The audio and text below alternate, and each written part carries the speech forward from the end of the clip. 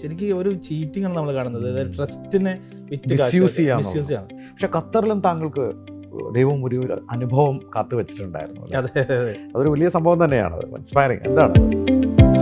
ഞാനൊരു അദ്ദേഹത്തിൻ്റെ രാജ്യത്തിൻ്റെ പേര് പറഞ്ഞുകൊണ്ട് ഞാൻ ഈ നാട്ടുകാരനാണ്, അതുകൊണ്ട് എന്നെ ധിക്കരിക്കണ്ട, നീ വെറും ഇന്ത്യക്കാരൻ. ഞാൻ പോകുന്ന സമയത്ത് എന്നെ എയർപോർട്ടിൽ അറസ്റ്റ് ചെയ്തു. യെസ്, അറസ്റ്റ് ചെയ്തു. അപ്പം ഞാൻ ഒരു കാര്യമില്ല. എന്നോട് പറഞ്ഞു പിറ്റേ ദിവസം കൊണ്ടുപോകുന്നു പറഞ്ഞു. പിറ്റേ ദിവസം വണ്ടി വലിയ, വേറെ ദിവസം എന്ന് പറഞ്ഞു. മൂന്നാമത്തെ ദിവസം കൊണ്ടുപോയില്ല, നാലാമത്തെ ദിവസം കൊണ്ടുപോയില്ല. 5 ദിവസം നമ്മളിട്ട് അതേ ഡ്രസ്സിൽ എന്താണെന്ന് പോലും അറിയാം. എംപ്ലോയീസ് നമ്മുടെ ജീവിതത്തിൻ്റെ ഭാഗമാണ്. അവരെ നമ്മൾ എംപ്ലോയീസ് എന്ന് വിളിക്കരുത്. ഈ എംപ്ലോയീസിനൊക്കെ ഉള്ള വിളിപ്പേര് വന്നത് എനിക്ക് തോന്നുന്നത് ഇംഗ്ലീഷുകാർക്ക് കൊണ്ടുവന്നായിരിക്കും. തീർച്ചയായിട്ടും.